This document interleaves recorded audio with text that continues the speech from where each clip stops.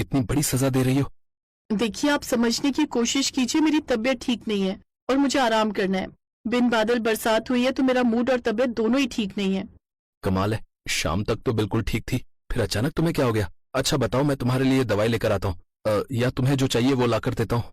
अरे तुम समझ क्यों नहीं रहे हो? मुझे कुछ भी नहीं चाहिए, अब मुझे सोना है, आप भी सो जाइए।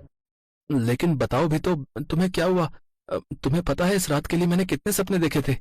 ये कहते ही अंकुर टीना का हाथ पकड़ लेता है, लेकिन टीना उसका हाथ झटकते हुए दूर जाकर खड़ी हो जाती है। ये देखकर अंकुर को बहुत गुस्सा आता है। अरे तुम मुझसे डर क्यों रही हो? अरे मैं तुम्हें खा थोड़ी ना जाऊंगा।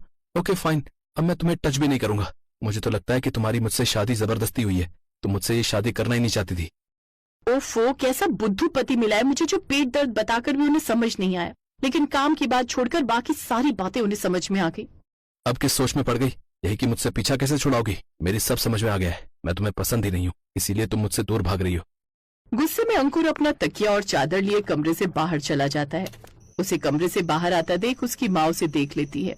क्या हुआ अंकुर, आज तो तेरी सुहाग रात है, फिर तू अपना कमरा छोड़कर हॉल में क्यों जा रहा है? अरे क्योंकि आपकी बहू मेरे साथ उस कमरे में नहीं रहना चाहती है। क्या? लेकिन भला वो ऐसा कैसे कर सकती है? अगर वो इस शादी से खुश नहीं थी तो पहले ही मना कर देती। आखिर उसे मेरे बेटे की जिंदगी खराब करने की क्या जरूरत थी? मैंने तो तुझे पहले ही कहा था कि कॉलेज पढ़ी लिखी लड़की से ब्याह मत कर।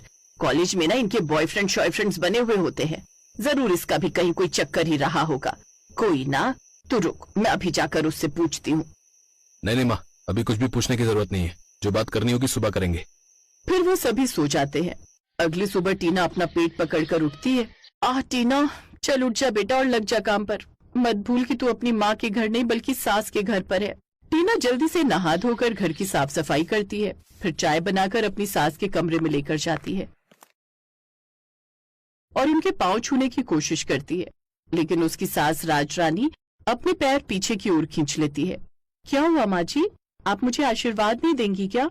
जो मेरे बेटे को खुश ना रख पाए, उसी की सुहाग रात पर उसी के कमरे से उसको बाहर निकाल दे। ऐसी लड़की को मैं खुश रहने का आशीर्वाद कैसे दे दूं? अगर तुझे ये शादी नहीं करनी थी तो पहले ही कह देती। अरे माँ जी, आप सब मुझे गलत समझ रहे हो। दरअसल मैं महीने से हूँ, इसलिए मैंने उन्हें खुद से दूर रहने को कहा। मैंने उन्हें इशारों में समझाने की बहुत कोशिश की, लेकिन वो थे कि समझने को तैयार ही नहीं थे और साफ साफ कहते हुए मुझे भी शर्म आ रही थी। ओहो, तो ये बात है।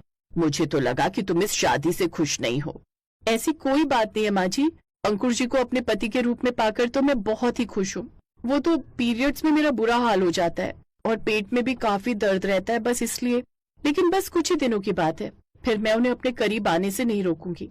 दरवाजे पर खड़ा अंकुर उन दोनों की सारी बातें सुन लेता है और उसे अपनी बेवकूफी पर खूब पछतावा होता है। ओफो, मैं भी कितना बड़ा गधा हूँ जो उसकी बात समझ ही नहीं पाया। ये बेचारी वैसे ही अपनी तकलीफ से कितनी परेशान थी, लेकिन मैंने इसे और परेशान कर दिया। मुझे तो जाकर उससे माफी मांगनी चाहिए। अब सुहाग रात में इसको पीरियड्स हो गए तो इसमें इस बेचारी की क्या गलती है? अंकुर जाकर टीना से अपने व्यवहार के लिए माफी मांगता है, साथ ही उसके बारे में जानने के बाद उससे माफी भी मांगता है।